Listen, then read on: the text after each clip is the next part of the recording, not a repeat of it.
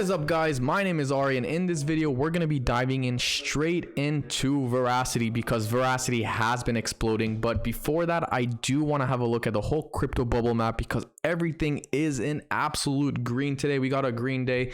October is almost ending in about 10 days from now, and things are about flying. We're going to be having a look at Bitcoin, we're going to be having a look at Verasity, and diving into CoinGecko. But first, let's dive into crypto bubbles real quick. We got BSV up 24.2%, Solana's pumping, everything is pretty much pumping. We got a very beautiful day. In the past week, we got some good gains right here. We got Rollbit, Hex, STX, Solana. Things are looking fantastic. Diving into CoinGecko right here on Verasity, traded at half a cent. Okay, so yes, back at half a cent right now. The market cap is sitting at $52 million. Okay, Verasity is up 11%, 12% actually of the day right here, making that nice little double bottom right here on the chart, breaking that resistance or that trend line right here, and the target should be approximately right here right under 1 cent. So things are looking pretty good for Verasity right here. The volume traded is 12 million. I would like to see higher volume right here on VRA, despite that the market cap is pretty low.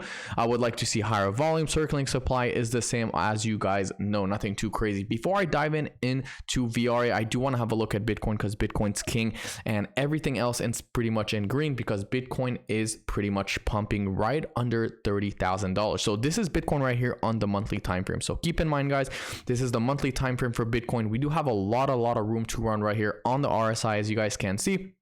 Things are looking pretty good. Now, we would need to essentially break this resistance right here in order for Bitcoin to reach 40, 45, even $52,000. Our next big resistance would probably right here at 34,800. That's of course on the monthly time frame. And then after that, it would be $47,000. So let me just write it down right here for you guys. We got 34.8, and then of course right here we got 47.2. So these are the two main resistance you want to look at on the monthly time frame, which is really the longer time frame. Now, we're most likely not going to see Bitcoin go something like that, go something parabolic. We know that the halving is around the corner. We know that when the halving is around the corner, that's when the bull market really starts, a couple months after the halving. So things are looking good for Bitcoin right here. I have to cut.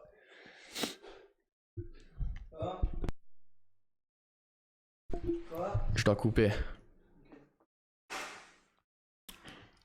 Having a look right here on Bitcoin real quick on the daily time frame, we could see that Bitcoin is nearing that overbought region. Now, obviously, that's not the best sign. That means buyers are getting very tired. We know that buyers or investors usually look to sell at the 70 region, and this is exactly what's happening. I mean, if we look at the previous history on Bitcoin from March all the way through April and June, and right now obviously October and the end of October, we can see that every time we essentially reached above the 70 on our RSI, we always had a rejection or a downtrend. And the big question is, will Bitcoin come back down at this level, or are we going to finally break, and are we going to ignore the RSI level right here? So that's what's happening on Bitcoin on the daily and monthly time frame. I do want to have a look at VRA. VRA is looking bullish. I'm not going to lie, we did break this downtrend on the 4-hour time frame.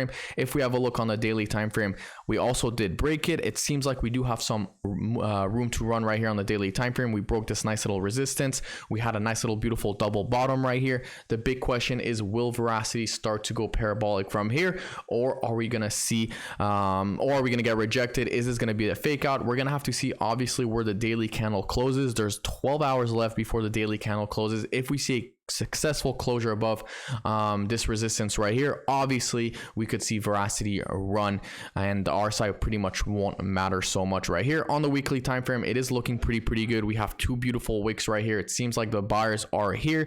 They are rejecting this level right here at 42. We're gonna have to see. If we have a look at the moving average, it's a very important moving average that I do want to talk about, which is a 200 moving average right here. Let me pop it out real quick, just a second, on the weekly time frame, and then we're gonna have a look on the daily time frame. We can see that on the daily time frame, on the moving average, the 200 moving average is probably a very important one. And Verasity VRA is finally coming back, or not finally coming back, but we're retesting the 200 moving average. And the big question is, will VRA essentially close above the 200 moving average? Because guys, we know how important the 200 moving average is. The last time we were really above the 200 moving average was May.